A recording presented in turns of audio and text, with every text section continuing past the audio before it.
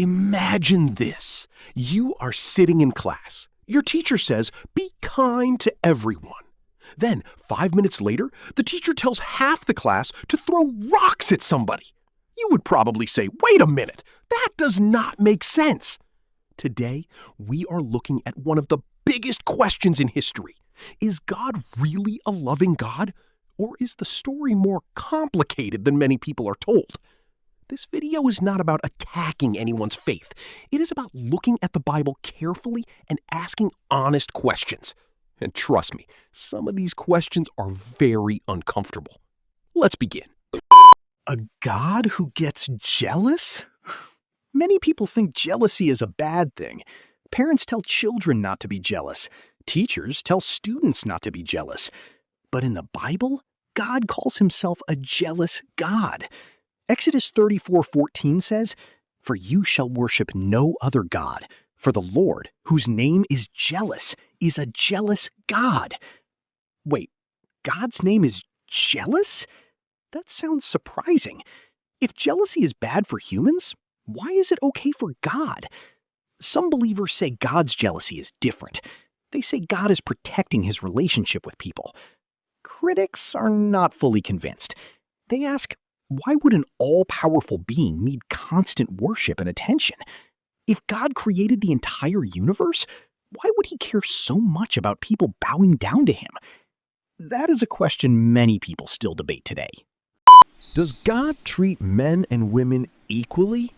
Now, let's talk about something even more controversial. Women. In Genesis, Eve is created after Adam. She is made from Adam's rib. Some people see this as beautiful.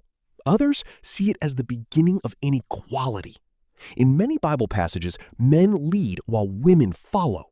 In 1 Timothy 2:12, women are told not to teach or have authority over men.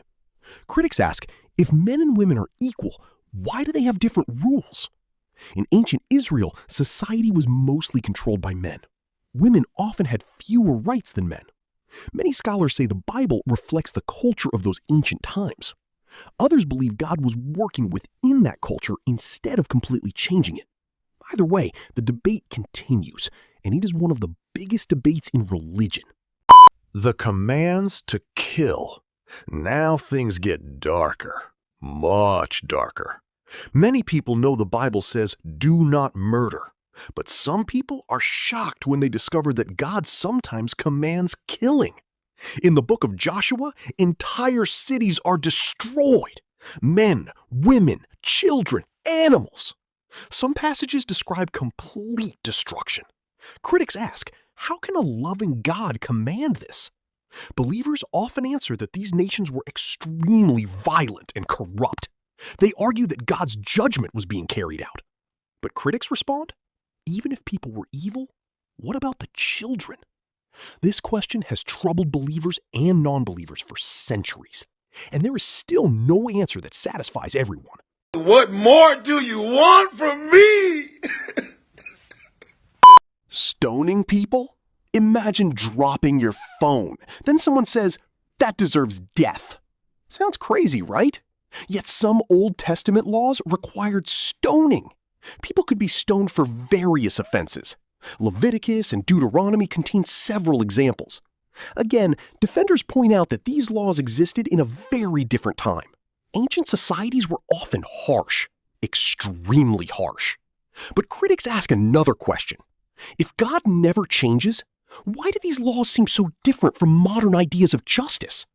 That question keeps many people awake at night. What about slavery? This topic makes many people uncomfortable. The Bible contains laws about slavery. Exodus 21 discusses rules for slaves. Leviticus 25 also talks about owning slaves from surrounding nations. Now here is the surprising part. The Bible regulates slavery. It does not clearly ban it. Critics ask, if God is perfectly moral, why not simply say, do not own people? Believers often answer that ancient slavery was different from modern slavery. Sometimes that is true, but not always. Even many Christians admit these passages are difficult. Very difficult. Was there genocide? The word genocide means destroying an entire group of people. Critics point to stories involving the Canaanites. Some passages seem to command complete destruction. Supporters argue that the language may have been exaggerated war language. Ancient armies often claimed they destroyed everybody, even when they clearly did not. Historians have found examples of this kind of language in other ancient cultures too. But critics say the wording is still troubling, and they continue asking difficult questions about these stories. Does God tell people to steal? This one surprises many people. Before leaving Egypt, the Israelites took silver and gold from the Egyptians. This story appears in Exodus 12. Believers argue that this was not stealing, and they say it was payment for years of forced labor. Critics see it differently. They argue that taking property from others still raises moral questions. Once again, people disagree, and once again, the debate continues. Is God a hypocrite? Now we reach the biggest accusation of all. Some critics claim God has different rules for himself and for humans. For example, humans must not kill, yet God destroys people in floods, plagues, and wars. Humans should forgive, yet God sometimes punishes entire nations. Critics call this hypocrisy. Believers disagree. They argue that God, as creator of life, has authority humans do not possess. Think of it this way. A video game designer can delete characters from a game.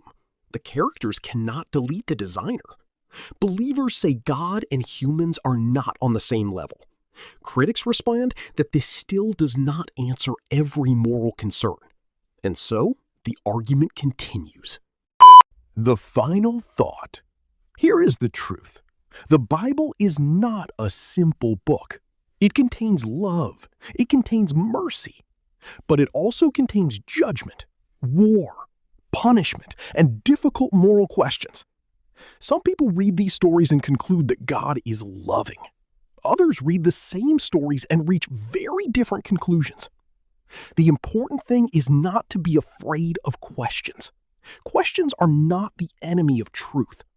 Whether you believe in God, doubt God, or are still searching, understanding these difficult passages helps us think more deeply about faith, morality, and what it means to be human.